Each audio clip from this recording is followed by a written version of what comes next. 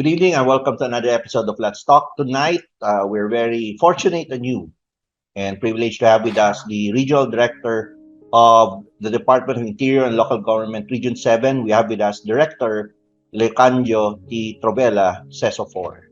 Sir Leo, magandang gabi and thank you for being my guest tonight for this Let's Talk program.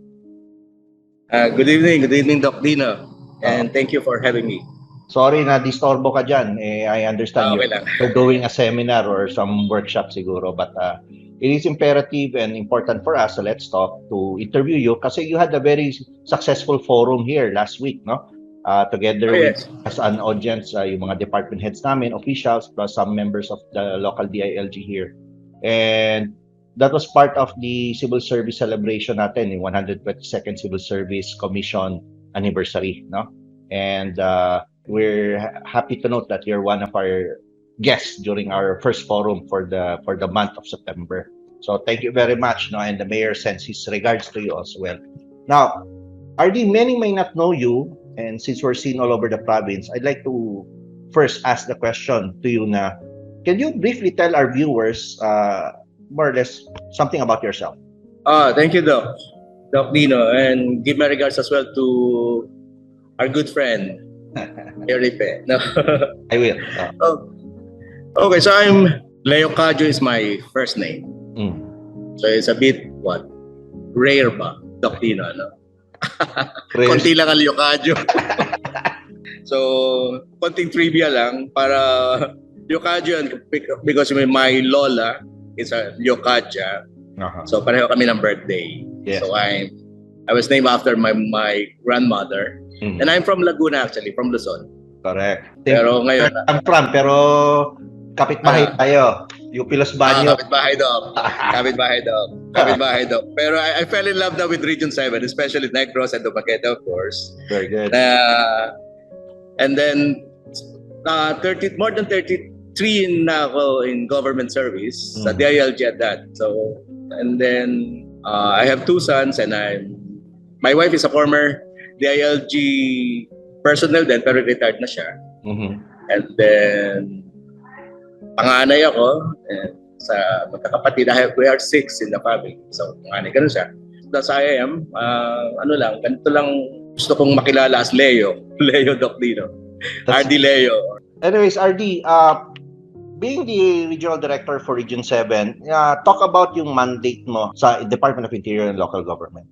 Oh, the DILG is very large department. Meron siyang interior side and LG sector side ba kung tutusin. So sa interior yan ang PNP, fire, jail, and then sa local government sector kami yun, and then we have mga attached agencies namin, Local Government Academy, and then kasama na namin ang National Youth Commission, PCW, and then NCMF for the Muslim Filipinos. Yes. So medyo malaking government agencies sa DILG. Yeah. As a mandate ng DILG, sa LG sector yun. So we are assisting the President in his exercise of general supervision of local governments, emphasizing on the word general supervision. So wala kaming control over LGUs. We are assisting the President in his general supervision. So dahil nga kasama namin ng fire, jail, and PNP, so we are promoting peace and order, ensuring public safety. And then sa Local Government Academy and then the LG sector, we are strengthening the capacity of the local government units para maging effective ang delivery ng basic services to the community. So basically, that's what we are as a department. RD Leo, for the intention of also informing our viewers sa Negros Oriental and specifically Dumaguete. Now, ano yung mga attached agencies under the DILG and how is supervision exercised by your department over these agencies? So, under DILG, kasi may interior sector and local government sector. So, DILG sector kami yun. Okay. Sa interior sector, the Philippine National Police, the National Police Commission, the Bureau of Fire, Bureau of Jail Management and Penology, and then the National Youth Commission or NYC. Okay. and then National Commission on Muslim Filipinos, and then PCWs or Council on Women. Okay. So for DILG 7, tinatawag kaming Regional Management Committee composed of the DILG family, as I mentioned a while ago. Yung DILG family expanded to include PIDEA and the Philippine Army. So we meet on a regular basis. We support each other's programs and work and PPAs.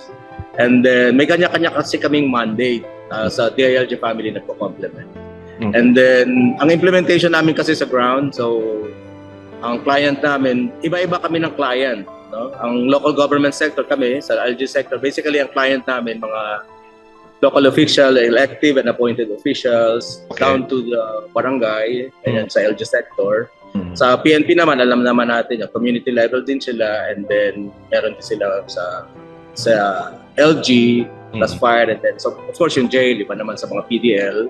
PDL yung kanilang client, and then PCW mainly on women, and then Muslim Filipinos mostly on, and then NYC on the youth.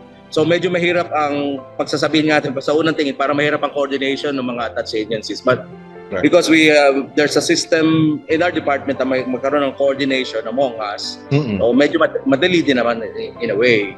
So kung mayroong kailangan i-focus na intervention na marching order coming from the central office sa DILG 7, through the RMCCs ang aming ginagawang platform for coordination and functional coordination at that.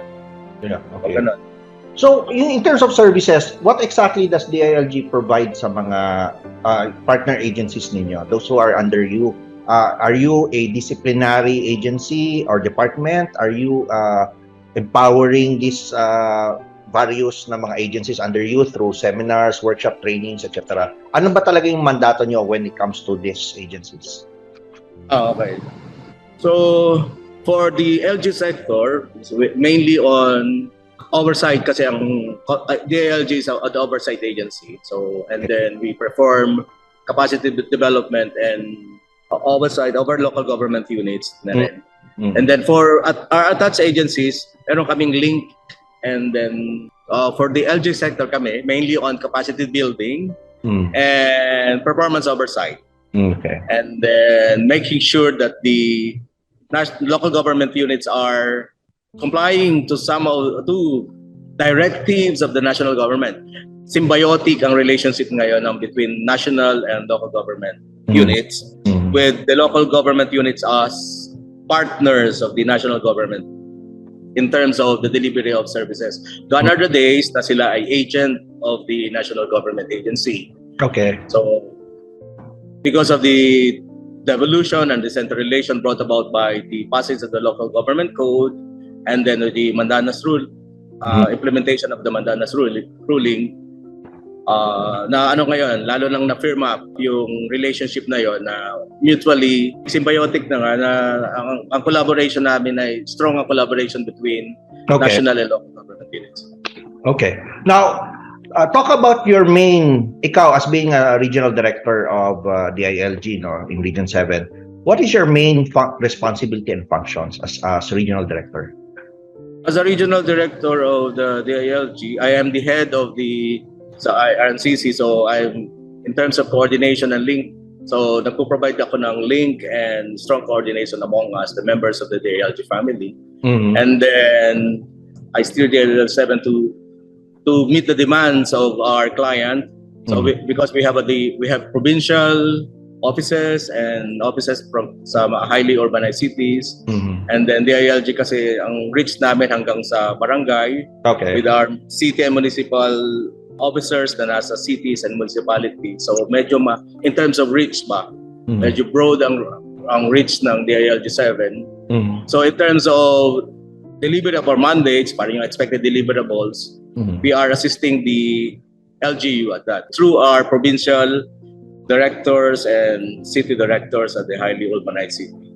Now, talking about graft and corruption, no, medyo yan din, you're checking on it, no? In your experience as regional director of Region 7, what LGUs have been more successful in fighting graft and corruption? Katong mga nasa urban or nasa rural setting ng mga local government units? Oh yes, as an advocate of good governance, the ILG is a strong advocate of good governance, and when we implement good governance initiatives like full disclosure policy, believing that pag ang local government units ay kumbaga hindi takot na mag-disclose, ibig sabihin, pag hindi takot na mag-disclose, so wala silang tinatago, etc., etc. Okay. So, ano sila, transparent. Pag transparent ang LGU, ang ibig sabihin nun, they are advocates of good governance. So ano sila? In terms of corruption, they believe in clean and honest governance of that.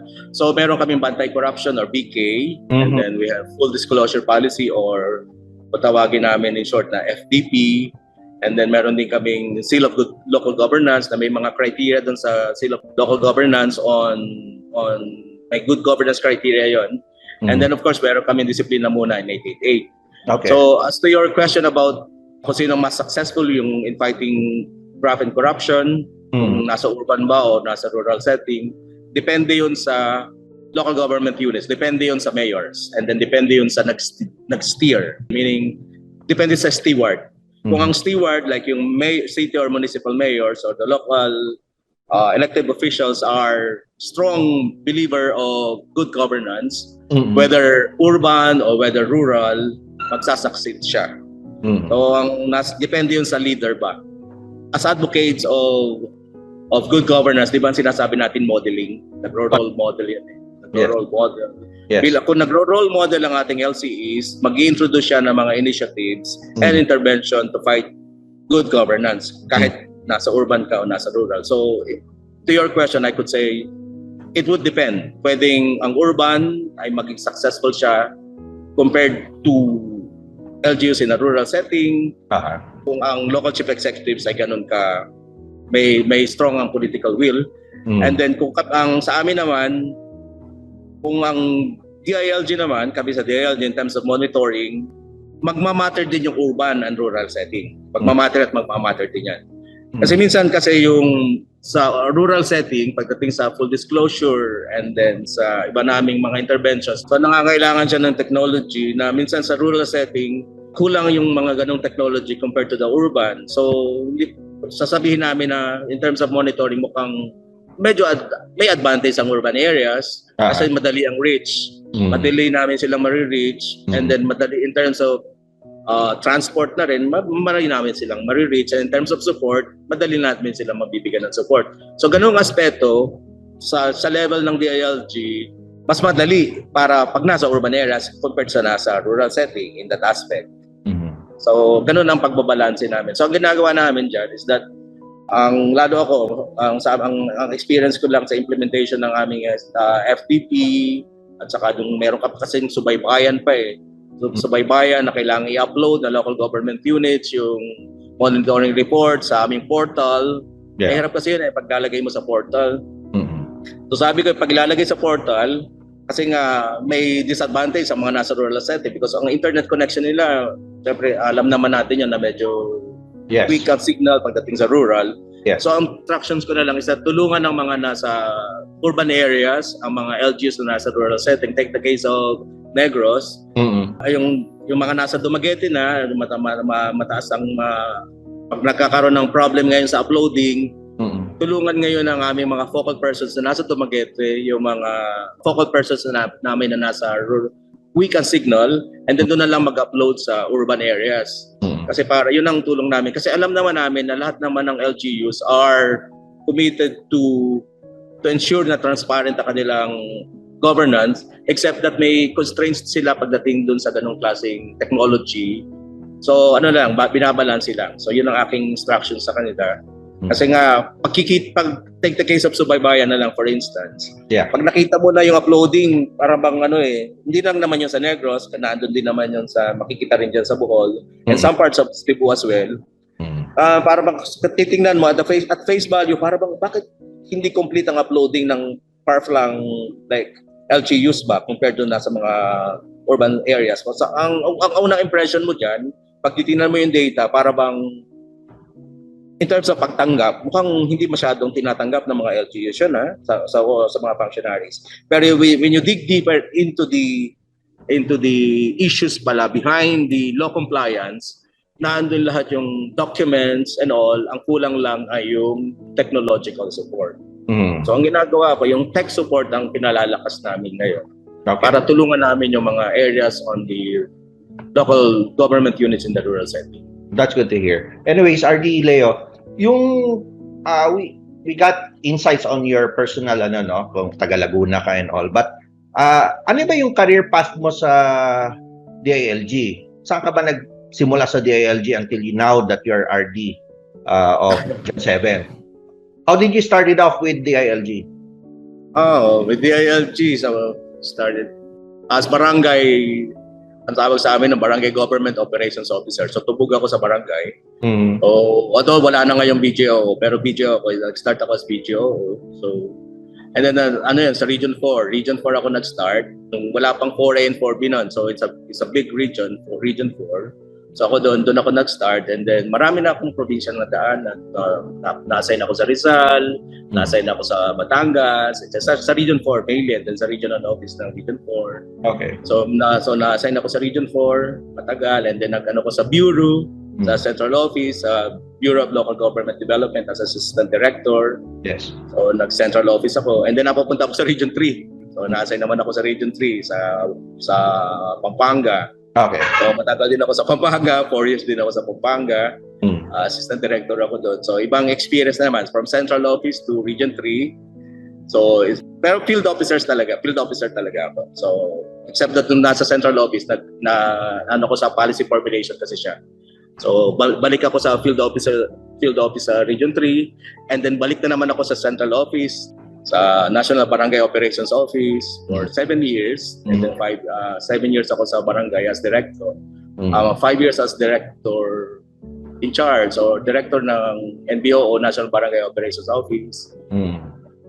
So bali na kayo ng region na yun, Region 4, Central National Capital Region, and then Region 3, and then Region 7. So this is my parang pang-apat na region ko na Region 7. As director sa Region 7. So more than 4 years na ako dito sa Region 7. So ganun yung aking career path pa. Ang career path ng DILG, kung mapapansin mo, Dok Dinno, habang tumataas kami sa aming position, napapalayo kami sa family. Yeah, why is that? Medyo ganun ang DILG yata. Napapansin ko, habang tumataas ka sa position mo, talagang mapapalayo ka. Nung nag-start ako kasi nasa 4, so malapit ako sa family ko. So kasi ano po yan, nasa staff position ka pa.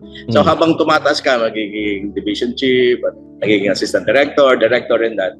Napapalayo. Kaya yun ang namin, yun ang career path ng DILG. So kasi yun sa namin yun kasama sa aming creed. May sinasabi kami kasi na LGO's creed na handa kami kahit saan kami mapa-assign. That's yun ang aming commitment pa as a field officer kasi kami. Field work talaga. So, yung initial conversations na to, while you were here and while we were in abroad, we were talking about, I asked a question about how do you find Region 7? You started out by saying na initially hindi ko gusto sana. I asked my boss to assign me si Anyo, si Secretary Anyo at that time. But how do you find your assignment now here in Region 7 as regional director? After that first initial hesitancy to be assigned here.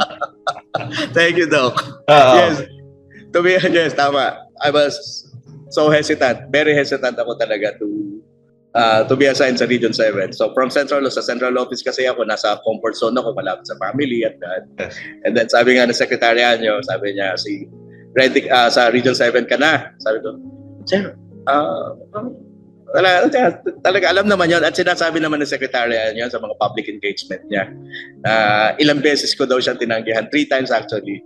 Parang para ako si St. Peter. Di ba 3 beses niyang okay. Medyo may hesitation at the start kasi nga naman sa Luzon ako, and then in the comfort of nasa comfort zone na ako. And then nung bago umalis sa Secretary Anyo, sinabi niya sa akin is that, di ba Leo? That's how ganun kagaling na Secretary kasi sa Secretary Anyo, mga first name basis din kami, and then isa sa idol ko talaga si Secretary Anyo. So sabi niya, Leo, di ba hindi ako nagkamali? Bakit sir? Na tamang decision ko, di ba? Na talagang dapat diyan ka sa 7. Oh, yes, sir. Thank you. And thank you for that. Kasi dito sa 7 talaga, and then sabi mo nga, although hindi ko sinasabing sobrang saya ko sa Region 7, baka hindi pa ako. Mahirap na, wag mo na sabihin. Ano ba na sabihin? Kasi despite the, alam mo naman, may in terms of culture, Luzon and Visayas, we have cultural differences. And then sometimes of course, may barriers in dialect. Kasi nga naman, hindi ako sanay mag-Bisaya. Hindi naman talaga ako Bisaya. And then, nung una, yun ang aking worry. Kasi nga, hindi ako marunong mag-Bisaya. And then, culture, may differences in terms of culture. So, hindi ako maka-adapt. And then, fortunately naman, mali pala yung aking ganung perception. In my journey as field officer, dito sa Region 7, I could say, I have the most fulfilling experiences thus far as field officer dito sa Region 7. With all the opportunities na binigay dito ng Region 7, ng local officials and my colleague. Yes. Very unique kasi nag-experience ko dito. And then, unique and very rewarding. Going back to business now, let me ask you, RD, no?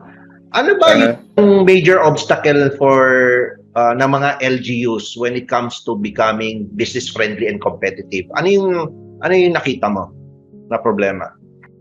Major obstacle ng LGU para maging business friendly and competitive, ano ba rin siya? Ang sa akin siya is systemic. Okay. System.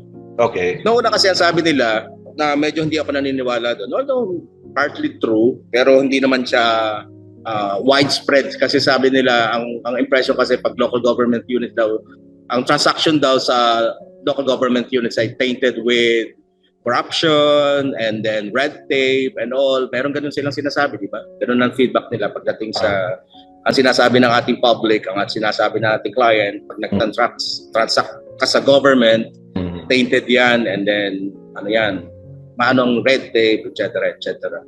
And then ang mga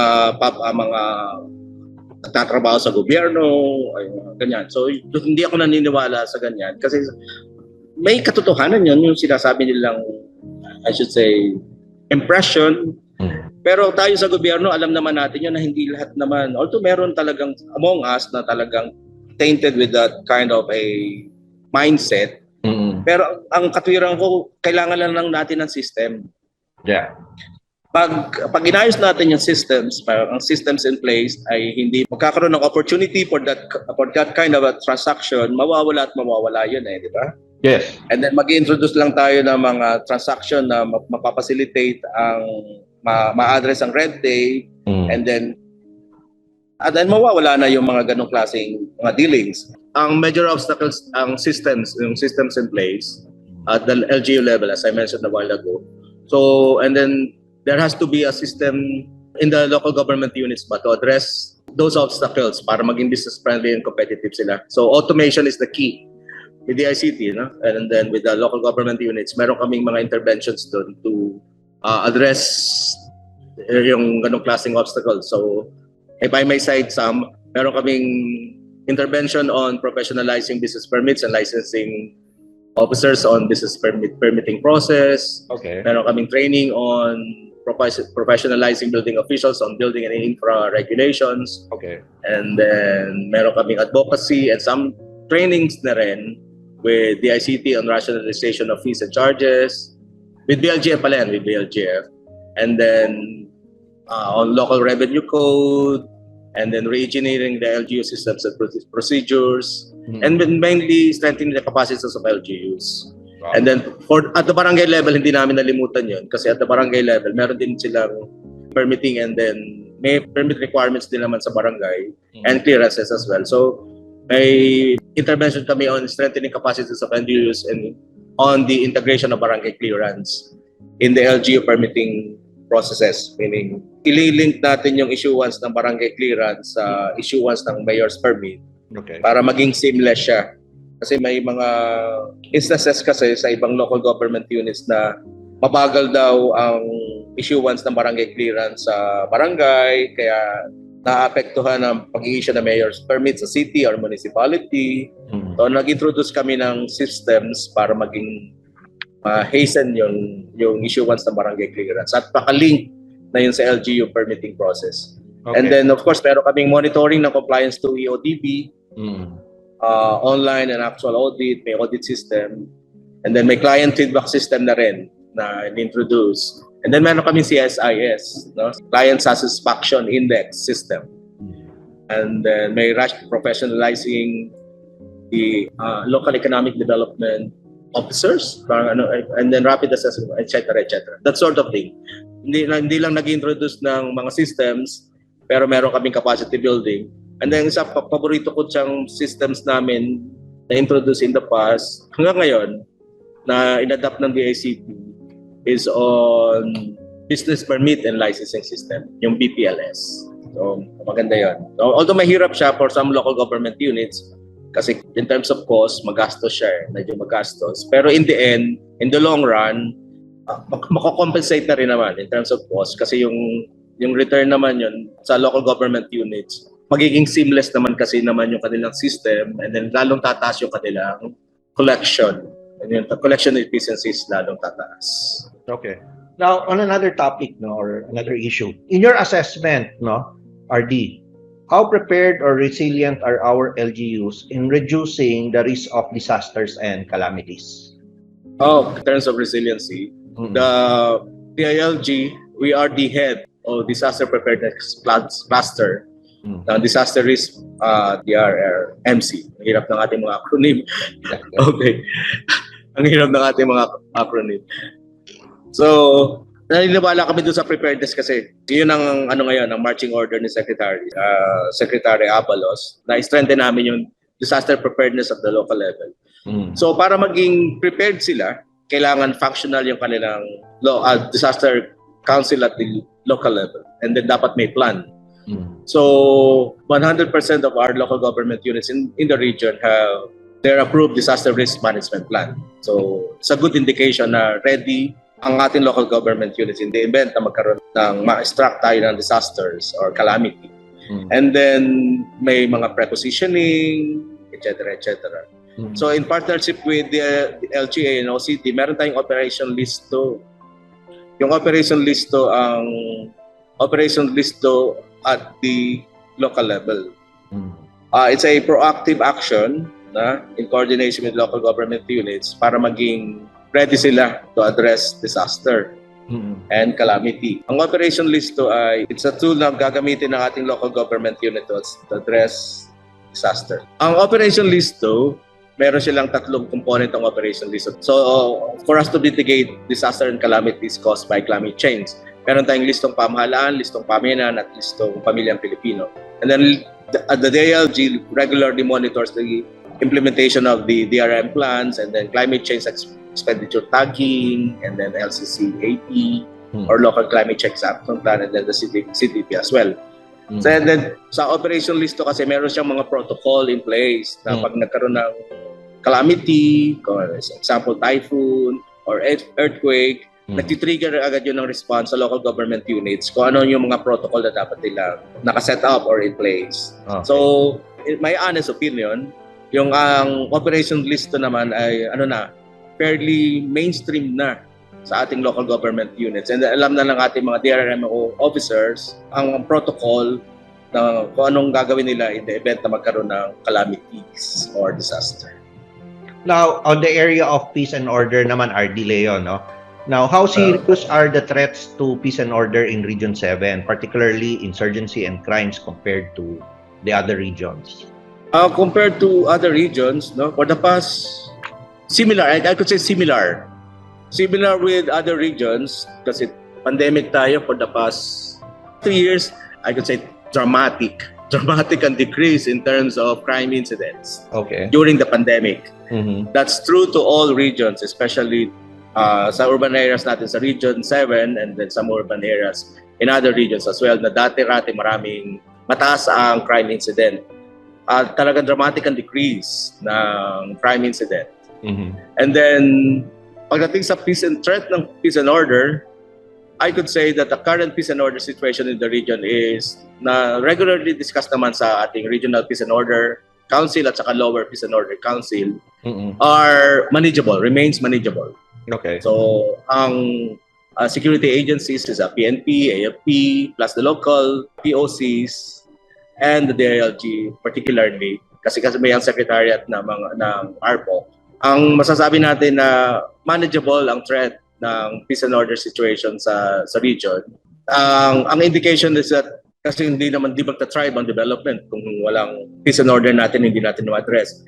So, in terms of development sa region, thriving ang business sa region, so ibig sabihin hindi gaano naapektuhan tayo ng peace and order, ang threat ng peace and order sa Region 7, especially to address peace and order natin kasi sa Negros, particularly sa Negros, and I would say I commend the mayors, city and municipal mayors, and the provincial government at that, no? In addressing the peace and order situation in the province.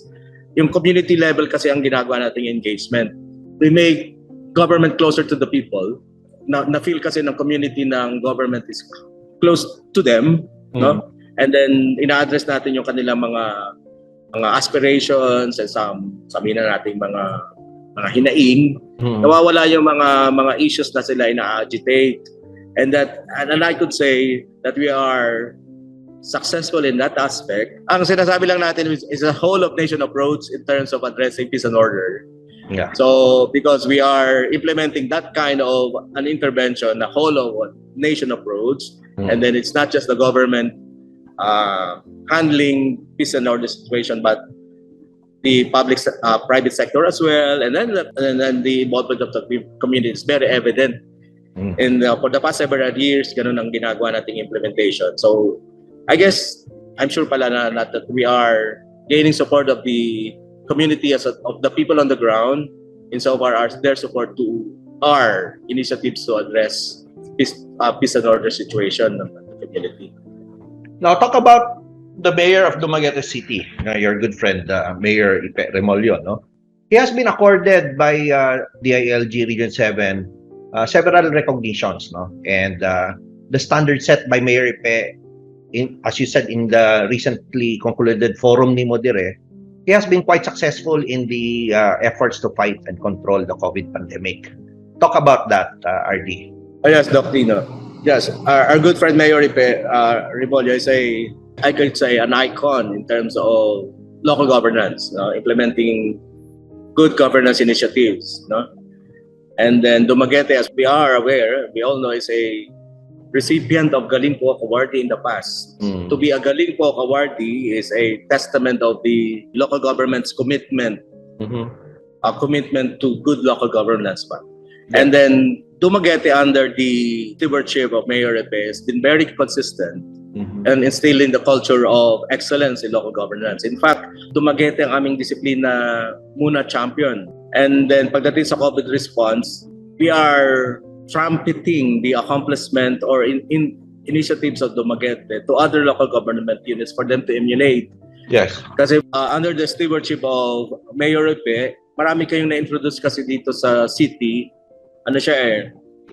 At parang sa unang tingin, parang unpopular in terms of addressing the COVID-19 pandemic. But sometimes you have to be unpopular to introduce measures na sa palagay natin na in the end magiging kasi during the pandemic kasi I am the head of the RITF.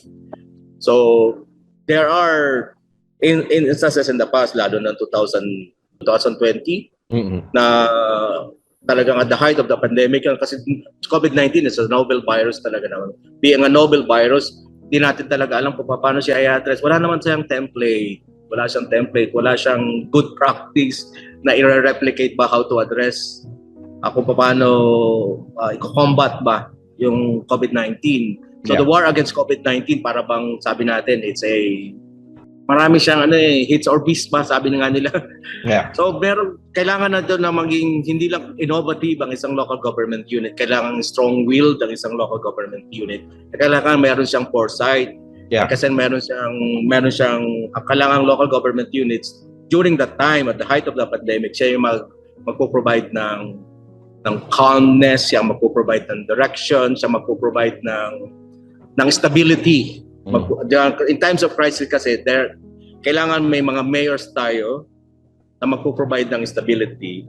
And then, yun ang kinakitaan natin sa Dumaguete under the stewardship of Mayor Epe. No? Nagkaroon siya, nag-provide siya ng stability sa city, not just sa city but the whole province as well. Kasi kung novel virus nga ito, hindi natin alam kung paano siya i-address. So kailangan ka maging purposive, kailangan ang iyong mga policies ay hindi lang purposive kasi alam mo nang meron kang foresight, and that kind of leadership na pinakita ni Mayor at the time of the pandemic. Kaya nga sinabi namin na siya nga ang aming disiplina muna champion at that time, kasi that time sabi namin kailangan natin ng disiplina. Di ba? Kailangan natin disiplina among us kasi doon na ipakita kasi at the height of the pandemic kung yung coercive power ng local government units, di ba? We are so powerful at that time, the local government units, if I may say, na di ba kaya nating ang local government unit has the command ba in his para bang pwede nilang patigilin, di ba? Yung ang paglabas ng mga tao, pwede ang business establishments hindi na. And then that sort of thing, di ba? Para bang sabi ko nga in one of my conversation with Mayor Ipe, parang ang isang mayor na hindi nagdaan ng COVID-19, hindi siya naranasan yung COVID-19, kung paano i-address ang COVID-19, mukhang hindi kompleto ang pagiging mayor niya, di ba? Yeah. Hindi magiging kumpleto ba? Para bang kasi kakaiba talaga ang maging mayor during that time. And then I could say the Dumaguete City under the stewardship of Mayor Epe has exemplified that kind of a leadership ba.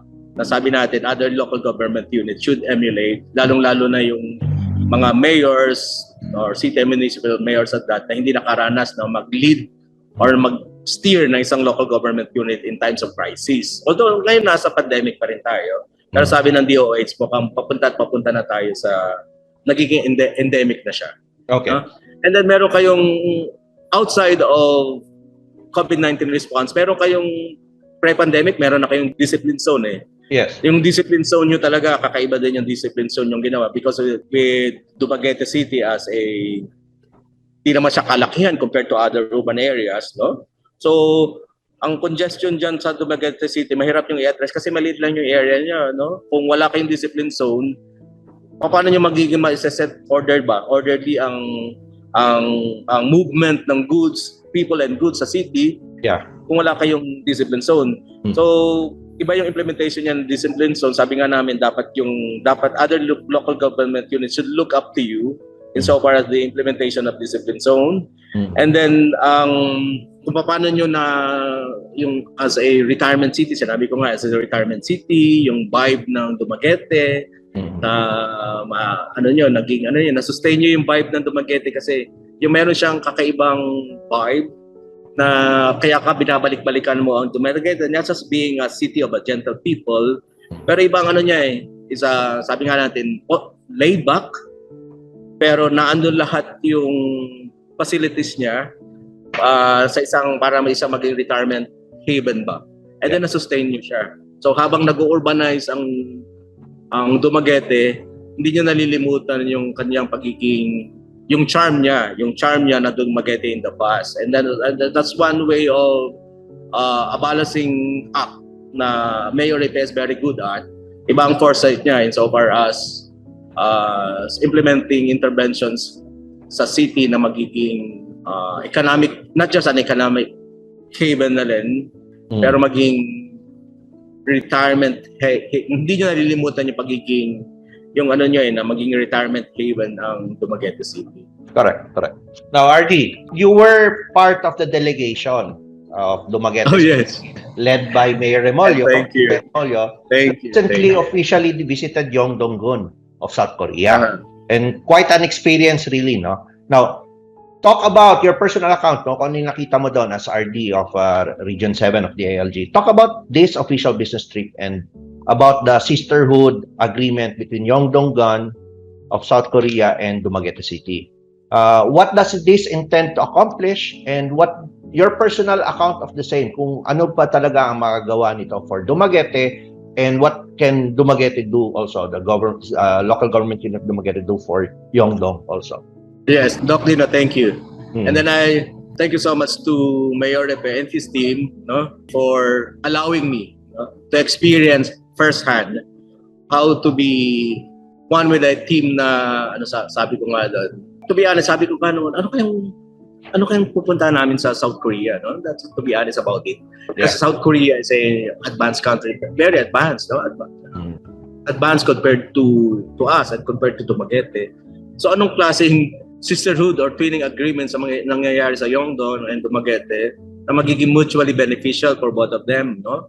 And then to my surprise, no, ang Dumaguete pala, no, Dumaguete City pala, tayo pala mas kailangan ng South Korea in that aspect. Kasi nga meron silang labor shortage. I mentioned this a while ago. I mentioned this during our forum ba, na meron palang labor shortage ng South Korea. Aging ang kanyang population. Because aging ang kanyang population, ang kanyang not Yongdong per se, yung Yongdong ang ibig ko sabihin.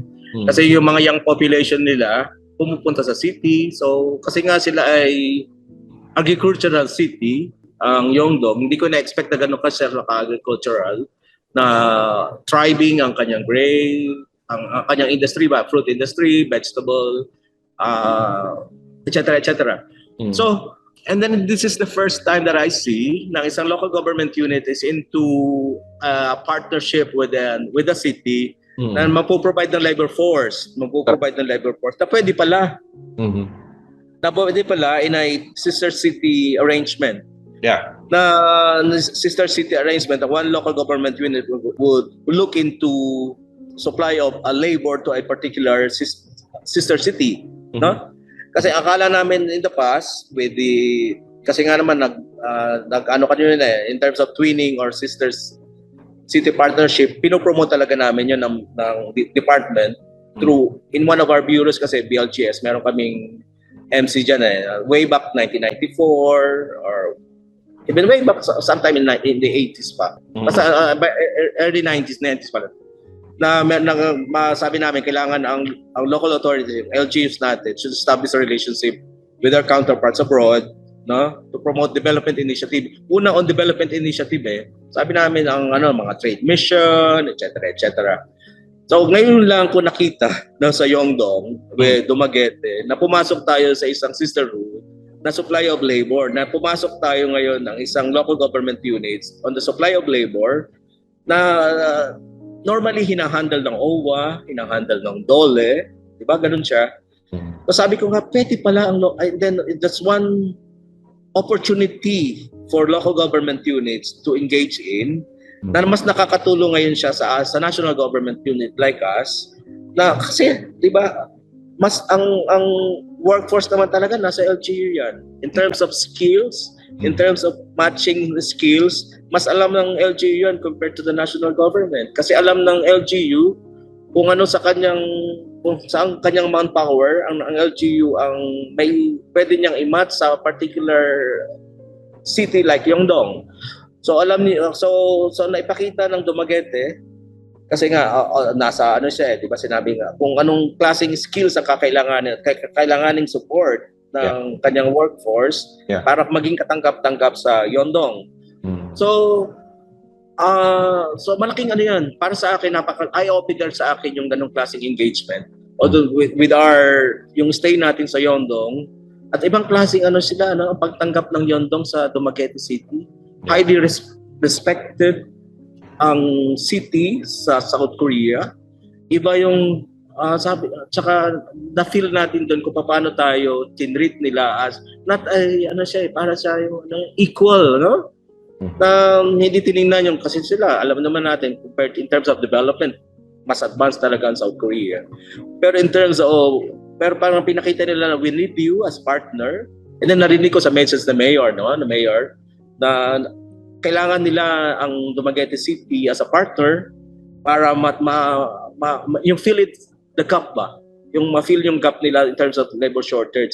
So parang iyon is pagpapakita ba sa atin na as a Filipino, I'm so proud na as a Filipino na pinakita na kailangan nila tayo. Yeah. And then ang kailangan lang natin dito kasi nga as DILG, So working with local government units, sabi ko nga, kailangan natin in terms of policy support, the DILG through our BLGS or Bureau of Local Government Supervision, kailangan namin i-reframe ang aming policy in terms of yung sa twinning ba o sisterhood. Kailangan nating we should learn from the experience of Dumaguete. Dumaguete yung sisterhood niya with Yongdong, and then i-reframe namin yung aming MC so far as twinning. And then kailangan namin i-engage ang DOLE at ang OWA at the national level at that kasi may policy implications ito. Na i-link natin ang DOLE and OWA para lalong ma-strengthen ba yung ating technical assistance or support to the local government unit. So thank you for that, Dok Dinno, no, na nakasama ako doon. First hand, I was able to observe that kind of interaction between two sister cities ba, Yongdong and Dumaguete at that. Ay paano naging mutually beneficial siya. I should say, hindi siya one-sided mutually beneficial. Beneficial on the part of Dumaguete kasi makakapag-send tayo ng mga workforce sa Yongdong. So, siyempre, yung ating mga ang constituents ng Dumaguete City would be initially sila muna, specifically sila ma-benefit, di ba? Yes. Atas kasi in terms of salary, atas kasi ng salary, although I will hindi ko na kailangan sabihin dito. Wag na. Baka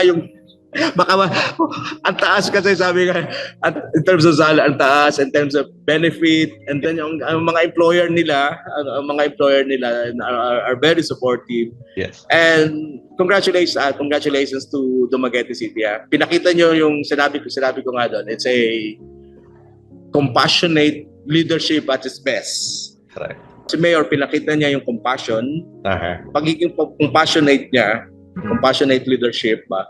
At its best yung sisterhood na yun.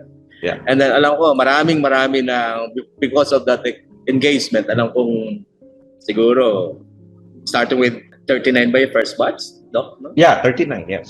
39. So from 13, magiging hundreds and then to thousands. Although sabi nga natin, in all engagement, meron niyang konting ipapolish. Yes. Meron niyang konting ipapolish. Pero sinabi niya, di ba? Kailangan nila ng 10,000 workers. No? Yeah. Para sabihin ni Mayor yung na kailangan pala nila ng 10,000. So 39 out of the 10,000 workers is ano yun? Just a fraction of the entire employment pool that's required. Yes. Need nila, yung need ng Yongdong. So thank you for that. Hardly, it was really quite an experience. Really happy also, and had the opportunity of being with you also in that trip in Yongdong. No. Anyways, finally, no, kindly share to us your parting message to our viewers, no, and to our people here in Negros Oriental and more particularly Dumaguete City. RD. Yes, to Dumaguete City and to under the stewardship of Mayor Ipe, I could say I'm so fortunate na I got to meet people like you, Dok Dinno, and the team Dumaguete, and then it makes me proud, hindi lang happy, na meron palang ganong klaseng public servants, no? Na merong mga public servants na mga from Dumaguete, that merong ganong strong commitment, passion to serve, and then siguro nga dahil nga gentle people ang Dumaguete, napaka-hospitable, etc. Yung pagiging gentle ninyo sa people because of your hospitality, pero in terms of passion, napaka-passionate nyo naman pagdating sa service. So thank you for that. And then your LUPAD. Ngayon ko lang nalaman pala yung LUPAD, Dumaguete, is an acronym, no? Yes. LUPAD, Dumaguete is an acronym. So I will fly with you in that. Kasi LUPAD is ano pala siya, lipad. Parang sa atin sa Tagalog is lipad. Yes. So under your brand of leadership, Mayor Ipe, is worthy of emulation. So the DILG family, the DILG 7 families will meet you in your commitment with Lupad being in your pursuit of a livable and cultural community. Pursuit of urban revitalization and inclusive in all barangays. So professionalism in government service. Yes. an abundance of food, clothing, and adequate shelter for every family, and of course, devotion to God and dedication to country and the community. So, Lupad Dumaguete, thank you. I will fly with you. The whole DILG7 family is with you and flying back in your stewardship. So, thank you. Thank you so much. Coming from the DILG Regional Director of Region 7, that's quite an honor, sir. Thank you very much for your observing the same as what LG Dumaguete has been doing over the past almost 6 years, 7 years now of mayor leadership. Now, RD, Leo, thank you very much for being here tonight, and thank you for taking the time off from your busy schedules to sit down with me and do this virtual interview. So, with that, thank you, RD. Thank you, Dok Dinno. Thank you. Good night. Good night. Thank you for having me. So that was our guest for tonight, the Regional Director, LEOCADIO T. TROVELA, the Regional Director for Region 7 of the Department of Interior and Local Government. Continue to like us at our Facebook, Instagram, and Twitter accounts, and do subscribe to our YouTube channel, Let's Talk with Dok Dinno Dumaguete. So that's our episode for tonight. I'm Dok Dinno. Be well, and let's continue talking.